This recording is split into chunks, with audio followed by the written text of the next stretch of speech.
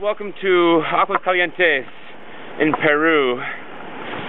You know, there's two ways to get to Machu Picchu, either by train or by train and trail.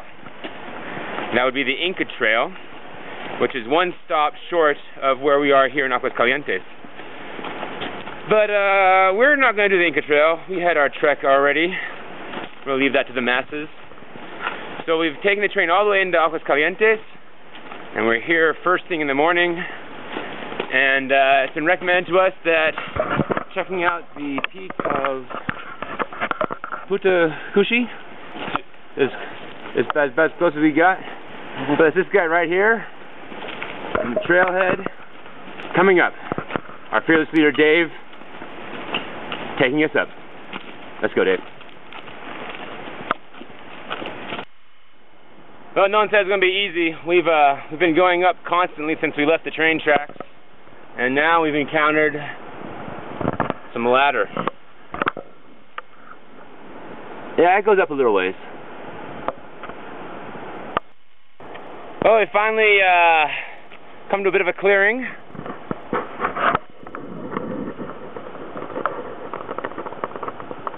Not a bad view. Doesn't even all fit in the viewfinder. But there's still a little up to go.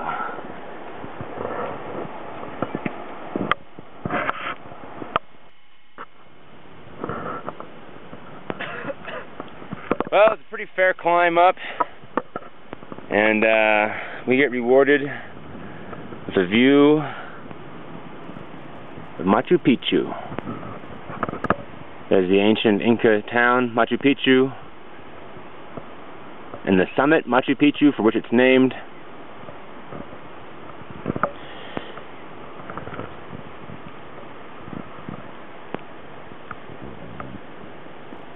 Some pretty nice scenery. So tomorrow we actually get to go visit Machu Picchu.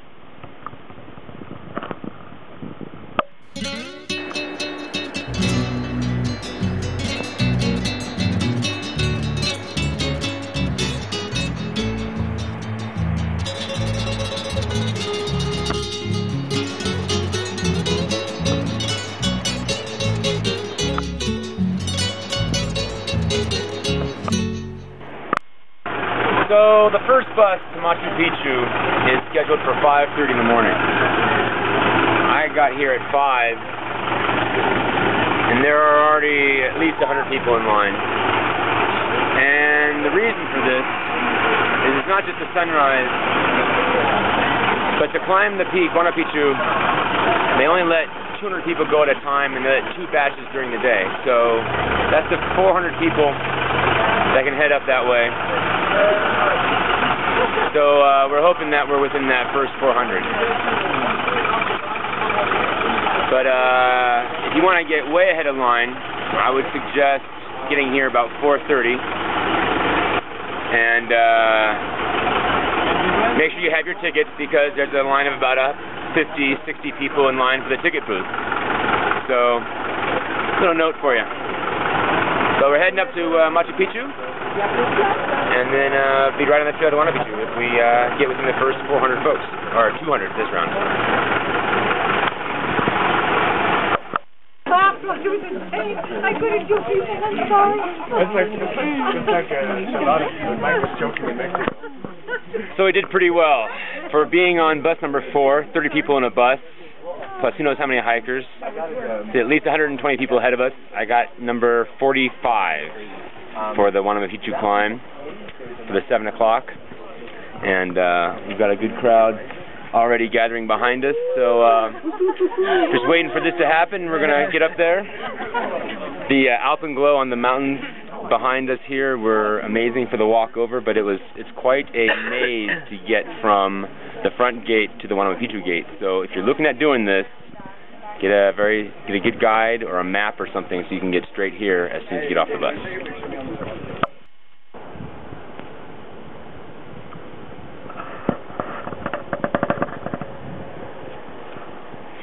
Well, there it is, Machu Picchu as seen from Waynapicchu.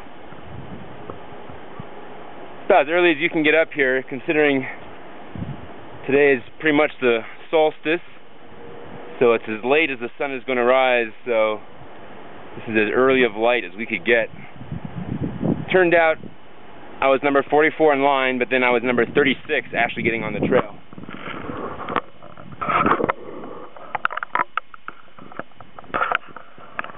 So behind the development, Machu Picchu, is the peak Machu Picchu, and the bus rode up, and the river down there, and the town, Aguas Calientes, is behind Putu Cusi, which is not showing up well in the light, but it's that little dome peak right there.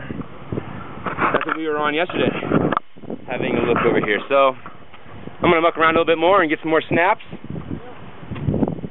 and then we go climb Machu Picchu.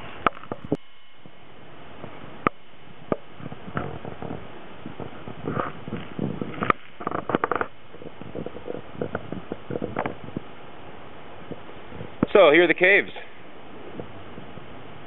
Looks like they had a seat carved out of the granite there, and then little chambers of some sort.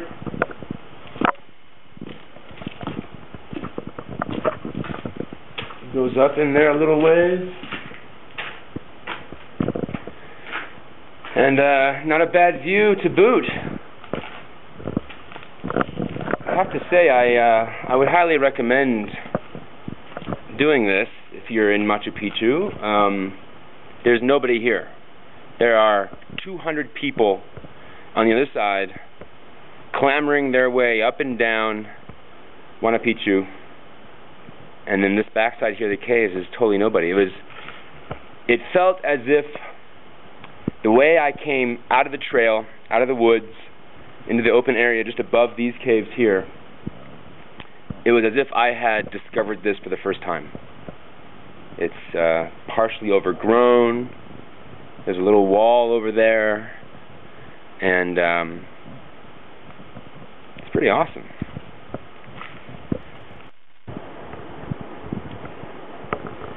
Well, being the glutton for punishment that I am, I found myself climbing again. No, not because I had to. I got past the cave trail, and I've now climbed a little peak called Huchuypicchu, I believe. But there is Waynapicchu, and the contrast is going to be too great for this camera to pick up. I can't even see it on the lens. But the trail up is like right there along that face, and the cave return trail is right here and then comes up again. So that was a bit of work, but great view down there of the river. Putu Cusi is the peak we were on yesterday, Waynapicchu, and I have to say, I really kind of feel like the climb up here was very much worth it, as I try to fall over, but don't, and get a view of the main Machu Picchu compound. And then, of course, up higher is the Machu Picchu peak. But the thing worth mentioning is the museum down at the bottom of the hill. It's kind of off to the side, but it's an awesome little museum, so I totally recommend you go in there and visit it. There's, of course, other places to learn this, but what I learned there that I can illustrate here is that the city was broken up into two zones. The habitation zone, the residential zone, which is here in the foreground, and you can see the houses kind of in that area. This was sort of where the nobility were, up on this rising here. Back behind here was the quarry, where they got many of the stones that built all of this, and of course the second half, the far half, is the agricultural zone. All those terraces there where they grew their food and made life sustainable up here. I gathered from it that they did use a lot of rainwater, though I didn't quite understand if it was enough rainwater that they could just take care of themselves with that, or if they had to do any drawing from the river. But this is the same river here. It goes around Waynapicchu. I'm on a very sharp little piece of stone here. And comes back around again right here on the other side, and then keeps on going out. But yeah, this one, you know, if you're looking for just a smaller climb, and you don't want to go all the way up to Huchuypicchu, this little peak is a very intimate view of the Machu Picchu compound.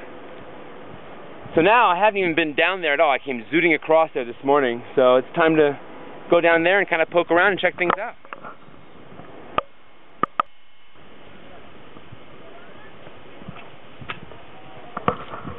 So we're checking out the residential area. Waynapicchu poking through there. You wouldn't see that normally. There'd be a roof. But windows through. Pretty tightly integrated quarters here. And then out to the agricultural zone.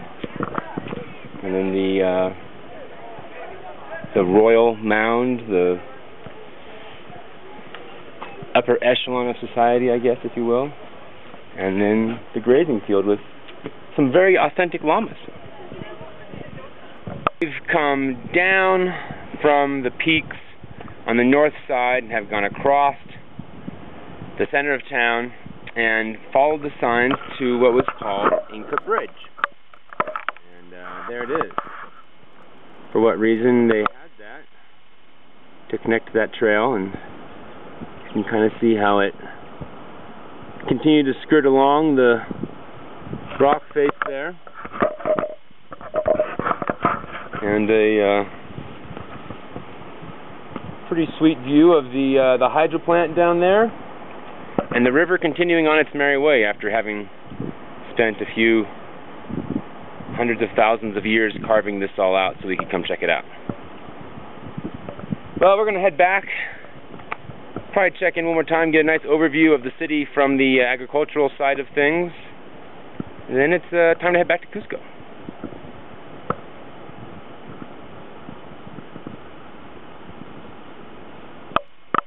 Well, like I said, here's the view from the agricultural side. Getting down closer to the city now. I guess this is more a video about the sides of the city than the actual center. I don't be quite sure how to video that for you, so you'll have to refer to the stills left at offyonder.com.